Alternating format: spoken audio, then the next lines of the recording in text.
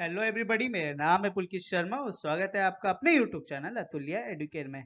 तो आज बेसिकली हम जानेंगे कैसे हम लोग कोई भी क्लास 10th का साइंस का चैप्टर सिर्फ 3 से लेके 4 घंटे के अंदर खत्म कर सकते हैं। ओके, और ये जो वीडियो है ये उन लोग के लिए भी खास है जिन्होंने अभी तक साइंस का एक चैप्टर का कोई भी पन्ना खोल के नहीं देखा है और जिनका अभी टर्म 2 का एग्जाम आने वाला है और जो ये वीडियो अभी देख रहे हैं। ठीक है, तो टेंशन लेने की बात नहीं है।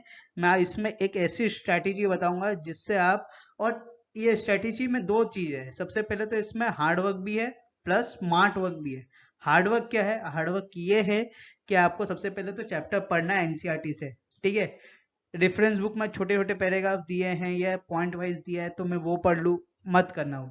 सबसे पहले पूरा चैप्टर पढ़ो एनसीईआरटी से, उससे आपको समझेगा कि चैप्टर में हो क्या रहा है। क्योंकि साइंस में अगर चैप्टर समझ में नहीं आ रहा ना तो कोई क्वेश्चन नहीं बना पाएगा, क्योंकि साइंस में क्वेश्चन हजारों बन सकते हैं। एग्जामिनर कुछ भी क्वेश्चन दे सकता है, आपका कॉन्सेप्ट क्लियर होना चाहिए, आपका बेसिक्स क्लियर होने चाहिए। ओके, दूसरा चीज क्या है? दूसरा चीज आपका है स्मार्ट वर्क। अब स्मार्ट वर्क कैसे करना है? देखो, दो तरीके हैं इसमें, दो तरीके स्मार्ट वर्क, स्मार्ट जिसमें हम लोग स्मार्ट वर्क कर सकते हैं। ठीक है, और जिसकी वजह से हम लोग चैप्टर बहुत इजी तरीके से खत्म कर सकते हैं। सबसे पहला है कि अगर आप एक चैप्टर पढ़ना शुरू कर रहे हो, ओके, तो अगर आप समझो एक चैप्टर का एक पैराग्राफ आपने पढ़ा, तो उस पैराग्राफ में आपको ये सबसे पहले पैराग्राफ पढ़ते पढ़ते आपके माइंड में क्वेश्चन चलने चाहिए कि ये पैराग्राफ में क्या क्या क्वेश्चन बन सकते हैं। ओके, और जितने भी क्वेश्चंस बन रहे हैं उसको साइड में लिखते जाओ। जितने भी आपके हिसाब से क्वेश्चंस बन रहे हैं वो साइड में लिखते जाओ। भले ही वो कैसे भी क्वेश्चन हो, आपको लगे कि बेकार क्वेश्चन है फिर भी लिखो, क्वेश्चन कोई बेकार नहीं होता है, क्वेश्चन क्वेश्चन होता है। ओके, दूसरा चीज क्या है? दूसरा चीज ये है कि जैसे ही एक चैप्टर खत्म होता है तो कैसे हम लोग चेक करें कि हमें ये चैप्टर समझ में आया है कि नहीं। तो कोई भी एक रेफरेंस बुक लो, अगर ओसवाल यूज करो ओसवाल यूज करो, कुछ भी लो। ठीक है, उसमें से जो उनके सेट ऑफ एमसीक्यू क्वेश्चंस हैं उसको लो, उसको 30 मिनट का टाइम दो, 30 मिनट के अंदर वो एमसीक्यू क्वेश्चन सॉल्व करो। ओके, अब इसमें एक क्वेश्चन आता है कि सर हम लोग एमसीक्यू क्वेश्चन ही क्यों करें? वेरी लॉन्ग आंसर भी होते हैं, वेरी शॉर्ट आंसर भी होते हैं, या केस बेस्ड स्टडीज भी होती है, वो भी कर सकते हो। नहीं, एमसीक्यू इसलिए बोल रहा हूँ क्योंकि अभी आपने चैप्टर पढ़ा है तो आपको अभी ये देखना है कि मेरा जो कॉन्सेप्चुअल पार्ट है वो सही है या रेडी है या नहीं आया, मेरे को सच्ची में समझ में आया है कि नहीं ये चैप्टर का कॉन्सेप्ट या नहीं आया है। ठीक है, क्योंकि अगर आपको साइंस में कॉन्सेप्ट समझ में नहीं आया ना कोई भी चैप्टर का, तो इसका मतलब आप कुछ भी नहीं कर सकते उसमें। ये रियलिटी है, आपको कुछ समझ में नहीं आया। तो उसको चेक करने के लिए MCQ is the best thing to have. Okay, MCQ में क्या होता है, 4 ऑप्शन दिया होता है तो आपको कंफ्यूजन होने का चांसेस ज्यादा है, इसलिए एमसीक्यू करो शुरुआत में। ओके, समझ में आया? अगर आपका ये हो जाता है इसका मतलब आपको कोई भी चैप्टर समझ में आ चुका है। और अगर आपका एमसीक्यू में समझो आपने 10 लिया, समझो ले सपोज 10 लिया, 10 में से अगर आपका 70% मतलब 7 आपको एमसीक्यू क्वेश्चन राइट हो रहे हैं, इस और ईमानदारी से, खुद की ईमानदारी रखना। ठीक है, ईमानदारी से 7 क्वेश्चन अगर आप राइट कर रहे हो इसका मतलब आपको चैप्टर समझ में आ चुका है, आपको उसके बाद सिर्फ एक बार रिविजन के लिए देखना है। ओके, समझ में आ गया? अब इसमें मैंने पहला क्वेश्चन पूछा था कि आपको हर पैराग्राफ के बाद जितने क्वेश्चंस बन सकते हैं उसको बाजू में लिखना है। अब ये कैसे करते हैं? देखो, यहाँ पे मैं one of the most hardest chapter जो स्टूडेंट्स को लगता है वो चैप्टर ले रहा हूँ। वैसे ये हार्ड है नहीं, ठीक है, ये पूरा एक अंडरस्टैंडिंग वाला चैप्टर है। अगर आपको इसको समझ गए ना तो ये सबसे इजी चैप्टर है, ये बता दे रहा हूँ मैं। तो इलेक्ट्रिसिटी हम लोग देखते हैं। ओके, शुरुआत करते हैं इलेक्ट्रिसिटी के पहले पैराग्राफ से। क्या लिखा हुआ है? Electricity has an important place in modern society. It is controllable and convenient form of energy for a variety of uses in homes, schools, hospitals, industries, and so on. So, what constitutes electricity? How does it flow in an electric circuit? What are the factors that control or regulate the current through an electric circuit? In this chapter, we shall attempt to answer such question. यहाँ पे भी देखो, यहाँ पे भी chapter खुद question पूछ रहा है। ठीक है, तो साइंस कभी भी पढ़ रहे हो ना, questioning should be there, should नहीं मस्ट बी देयर। ओके, होना ही चाहिए क्वेश्चनिंग। अगर आपसे क्वेश्चनिंग नहीं हो पा रही ना तो आप साइंस में स्कोर नहीं कर पाओगे, ये गारंटी है, आप साइंस रट ही नहीं सकते हो। क्योंकि साइंस में इतने हजारों क्वेश्चन पूछ जाएंगे कि आपको समझ में नहीं आए कौन सा क्वेश्चन का क्या आंसर है। अगर आपको कॉन्सेप्ट समझ में आ गया चैप्टर का तो आप कोई भी क्वेश्चन का आंसर दे दोगे, भले आपने क्वेश्चन ज्यादा ना किए हो। ये एकदम फैक्चुअल बात है, ठीक है। So we shall also discuss the heat effect of electric current and appliance applications, ठीक है। तो इतना छोटा सा मैंने इंट्रोडक्शन पार्ट पढ़ा है, ओके। इसमें से मेरे को एक क्वेश्चन आता है कि how electricity as a way of energy is important in our daily life, ठीक है। तो उसका आंसर क्या है? उसका आंसर पहले के 3 लाइन में दिया हुआ है। और दूसरा लिख सकते हो कि what are the applications of electricity in our daily life, ठीक है। या आप लिख सकते हो कि why electricity are so important in our daily life, ठीक है। तो ऐसे क्वेश्चन खुद जनरेट करो, ओके। ये खुद की थिंकिंग, ये खुद की नेचुरल थिंकिंग से ही आएगा। ऐसा सोचना पड़ेगा कि ऐसा क्यों हो रहा है, ऐसा क्यों होता है, इलेक्ट्रिसिटी का मतलब क्या है, ठीक है। तो ये सब सोचो, ओके। चलो इसका आगे एक और मैं पैराग्राफ पढ़ लेता हूँ इसका, यही चैप्टर का। क्या दिया हुआ इसमें? इसमें हम लोग जो सबसे पहला टॉपिक है उसके बारे में डिस्कस करेंगे, इलेक्ट्रिक करंट एंड सर्किट के बारे में, ठीक है।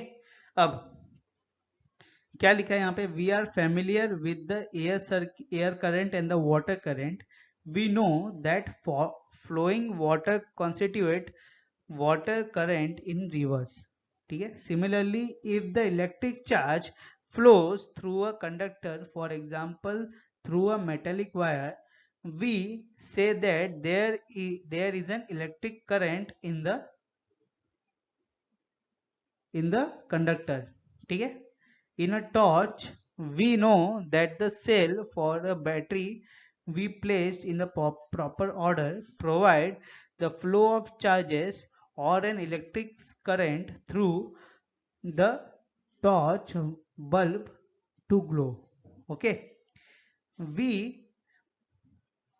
have also seen that the torch gives light only when the switch is on, and what does the switch do? तो यहाँ पे क्या हो रहा है देखो, सबसे पहले हमने कहाँ से कहाँ तक पढ़ा? हमने पढ़ा सर यहाँ से लेके यहाँ तक। यहाँ पे हमें बहुत सारे क्वेश्चंस बने। क्या?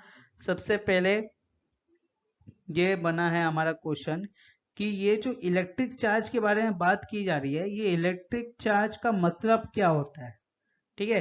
What is the meaning of, यहाँ पे लिख देता हूं मैं, डिफाइन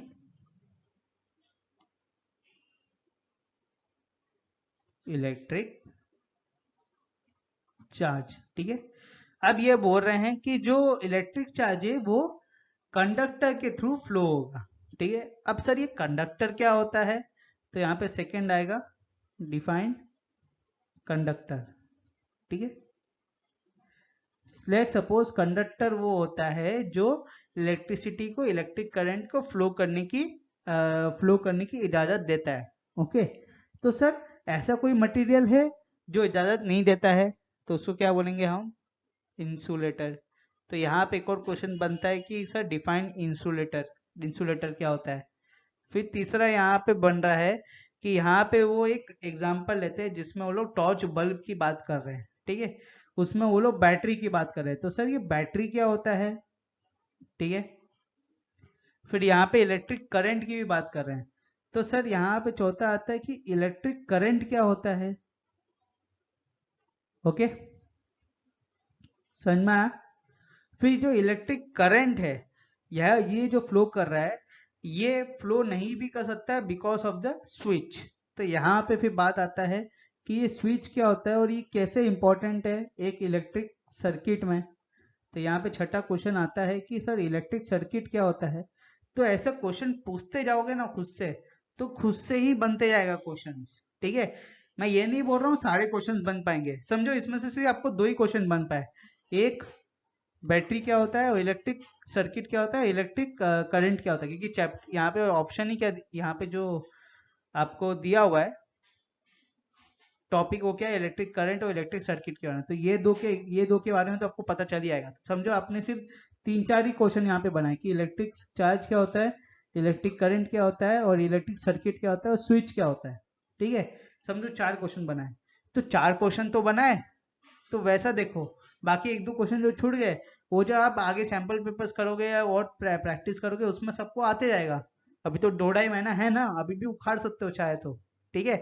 तो वही चीज मैं बोल रहा हूँ कि अगर कुछ भी पढ़ रहे हो ना साइंस में, तो क्वेश्चनिंग करके पढ़ो कि भाई इसमें से क्या निकल सकता है, ऐसा क्यों होता है, ऐसा ही क्यों हो रहा है, इसका मतलब क्या है, अगर ऐसा नहीं होगा तो कैसे होगा। ये इसमें टाइम लगता है, मैं कुछ झूठ नहीं बोल रहा हूँ, इसमें टाइम नहीं लगता है, इसमें टाइम लगेगा, ठीक है। हो सकता है 3 से 4 घंटे भी लग जाए, 4 से 5 घंटे भी लग जाए, इसमें मैं कोई बुराई नहीं कर रहा हूँ। मगर एक बार ये वन टाइम के लिए अगर एक बार कर लिया ना, तो आपका पूरा जो 5 घंटे लगाया ना पूरा वसूल होगा। आपको लगेगा कि हाँ भाई मैंने कुछ उखाड़ा है आज, मैंने रियली में कुछ पढ़ा है, ठीक है। तो ये चीज इंपॉर्टेंट है, ओके। हमेशा क्वेश्चनिंग करके पढ़ो, ओके। तो आई होप आपको आज समझ में आ गया होगा, और इसके बाद आई होप आपको कुछ डाउट नहीं हो रहा है कि कौन सा भी साइंस का चैप्टर कैसे पढ़ा जा सकता है। और ये एक बेसिक चीज है, आप कोई भी साइंस का चैप्टर पढ़ सकते हो, भले ही वो फिजिक्स हो, केमिस्ट्री हो या बायोलॉजी हो, सब में क्वेश्चनिंग जरूरी है, ठीक है। तो अगर आपको ये वीडियो पसंद आया है तो इस वीडियो को कर सकते हो आप लाइक, ठीक है, लाइक करो। मेहनत लगती है ये वीडियो ऐसी स्ट्रेटेजीज बनाने के लिए। फिर उसके बाद शेयर करो, बेल आइकन दबाओ फॉर न्यू नोटिफिकेशंस, और चैनल को सब्सक्राइब करो। और जाने से पहले अगर आपको चैप्टर जो साइंस के जो चैप्टर्स के बारे में कुछ भी डाउट है तो बेझिझक होकर नीचे यूट्यूब कमेंट में पूछ सकते हो, ठीक है। मिलेंगे अगले वीडियो में, जब तक के लिए बाय।